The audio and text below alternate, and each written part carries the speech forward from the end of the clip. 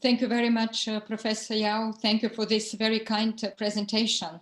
I'm particularly happy to be here with the Secretary General, Mr. Ban Ki-moon, with the Minister Du from the Minister of Education, that we have been working very closely during my tenure as Director General of UNESCO, with Ambassador Wang Zu Kim, and also with Monica Fruller, with whom we are working also within the Ban Ki-moon Center for Global Citizens.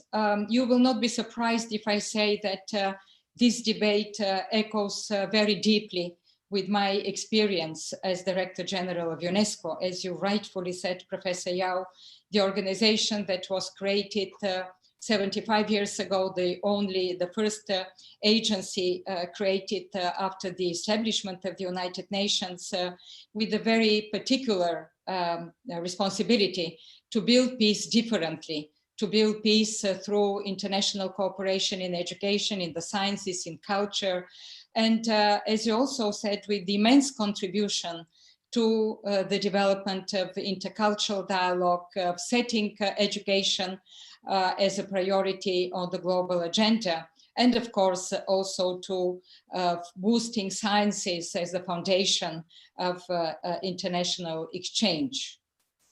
It also, this debate echoes deeply, and when I was listening to you, I remembered the historic visit of President Xi Jinping to UNESCO in 2014. I was very proud at that time that this was the first United Nations agency that President Xi Jinping visited and made a historic speech, where he was speaking powerfully about the dialogue among civilizations and also what it can bring to the world. If I may quote him, he said at that time, history tells us that only through exchange and mutual learning can a civilization be filled with vitality. If all civilizations can uphold inclusiveness, the so-called clash of civilizations will be out of the question. And also that the harmony of civilization will become a reality. And I would just like to mention that at that time, the president of the General Conference of UNESCO was Mr. Hao Ping, the current president of Peking University, a very good friend and a big supporter also of UNESCO's work. I would like to remind that another word of President Xi that I also deeply share, and I think it's very relevant to our debate today and what is happening in the world. He was strongly emphasizing that all civilizations are equal. And as he said in his word, the ocean is vast, for it refuses no rivers. Powerful words that matter immensely today when we see the impact of the global pandemic, of climate change, of the erosion of multilateralism, and indeed erosion of what is important when we speak about cooperation in the education, sciences, and culture. And when I was listening also to Mr. Ban this morning, emphasizing the importance of the Agenda for Sustainable Development, and I would like particularly to pay tribute to his leadership, because he was the strongest supporter of this big vision for the future of humanity in the Agenda 2030. And with his support, we could embrace and integrate into this big vision for humanity the importance of education, of inclusive, of quality education, of lifelong learning for all, and also the importance of education not just as a transfer of knowledge of one generation to another, but indeed of education as a foundation for human development and for mutual understanding among civilizations and people. And we could also integrate into the Sustainable Development Agenda, for the first time ever, culture and the importance of culture and heritage and diversity, which is also part of our conversation today. And I would say the response to the challenges that the world is trespassing today with the COVID-19 pandemic.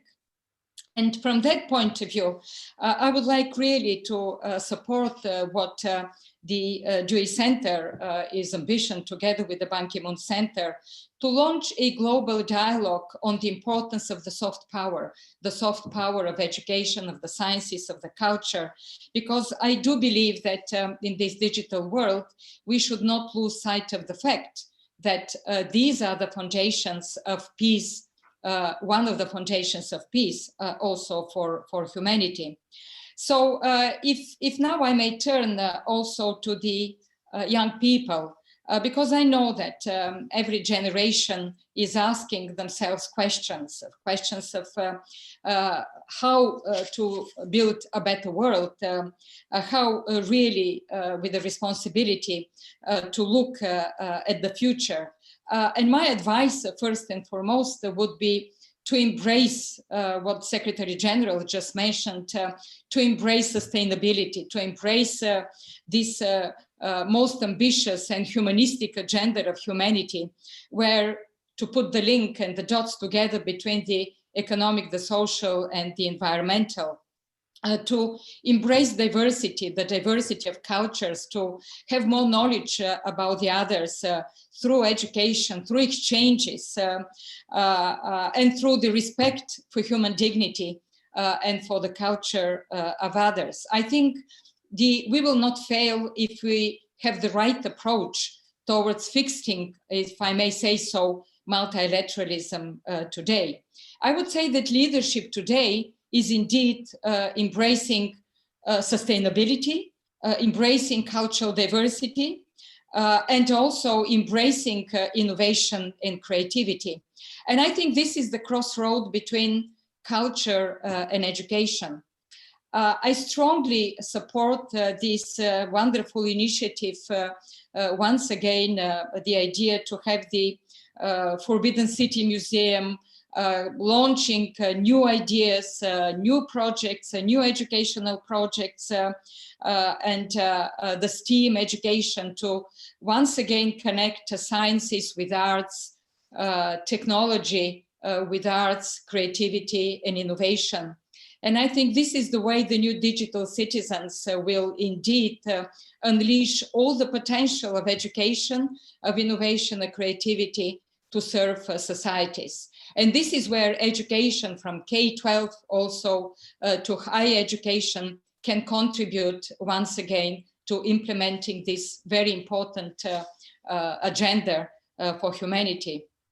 Because the as Dewey's idea also were embedded into this vision, it is the learning by doing, it is the cross-cultural arts projects that are important.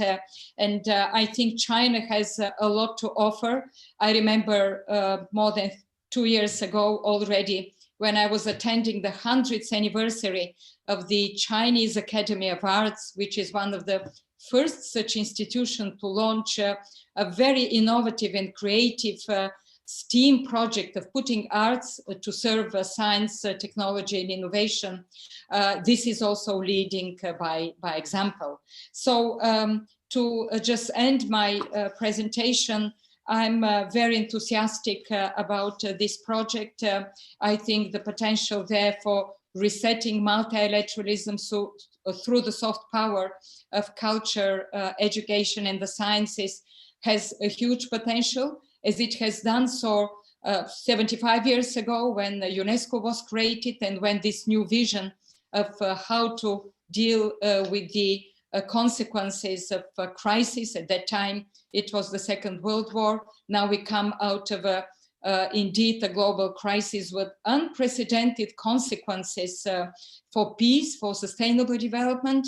I think this is the way to move forward, to create links, to create the foundations of more trust, and also to create more connections among young people, among young leaders that will create the future.